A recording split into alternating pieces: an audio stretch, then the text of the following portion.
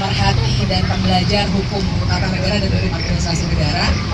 Saya ada di sini sampai menyebut Soeharto bukan pahlawan 3 kali, justru karena saya belajar hukum.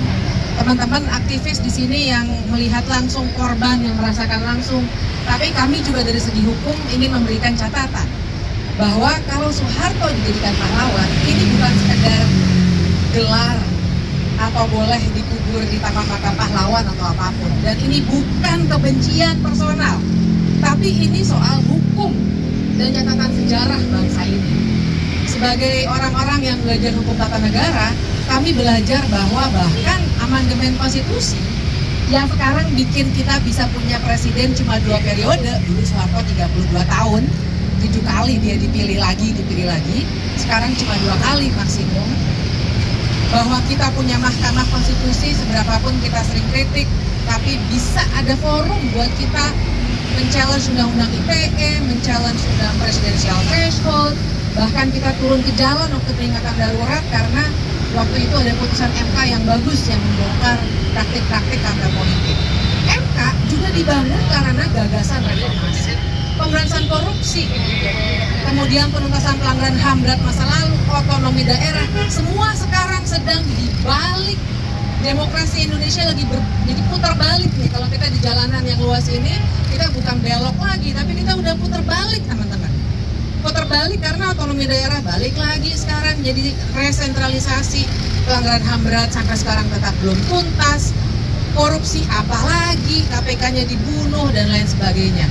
Dan salah satu titik puncaknya adalah ketika orang yang dulu membuat, kalau istilah politiknya itu political opportunity untuk bikin kita jadi seperti yang sekarang, bahkan mau dijadikan pahlawan. Bayangkan. Dan mari kita baca konteksnya dengan keinginan pemerintah untuk mengubah buku sejarah. Jadi ini bukan, lagi-lagi bukan like and dislike.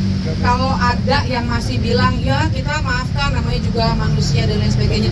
Ini bukan relasi-relasi yang sifatnya antar manusia.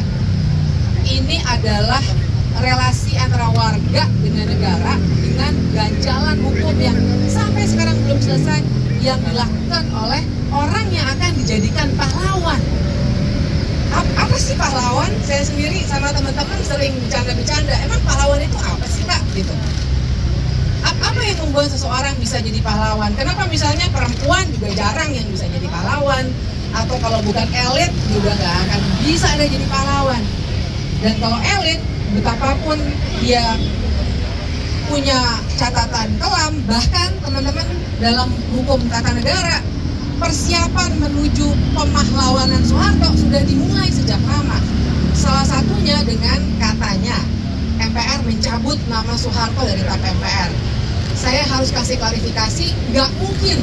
Karena MPR bukan lagi lembaga tertinggi, dia nggak bisa membuat TAP MPR baru yang mencabut nama siapapun dari TAP MPR. Pidato boleh, tapi bikin TAP MPR lagi tidak bisa. Nah, jadi bahkan secara hukum nanti juga akan ada masalah-masalah turunan kalau mau dipaksakan betul keinginan penguasa sekarang untuk menjadikan Soeharto pahlawan. Jadi sekali lagi saya ingin mengingatkan, Soeharto tidak boleh jadi pahlawan. Karena itu artinya kita akan menghilangkan fondasi dari perjalanan politik dan tata negara yang selama ini sudah kita alami 27 tahun paling tidak. Seperti ibaratnya dia adalah apa yang kita injek nih. Mau diruntuhkan dengan menjadikan suatu pahlawan, kita semua akan jatuh. Rusak semua reformasinya. Nggak ada legitimasi politik lagi. Bayangkan itu semua nanti akan terjadi. Konsekuensinya panjang, jadi bukan sekedar suka nggak suka, idola nggak idola, segala macam ya, bukan. Ini soal sejarah bangsa ini, dan demokrasi kita ke depan. Nah, kira-kira begitu.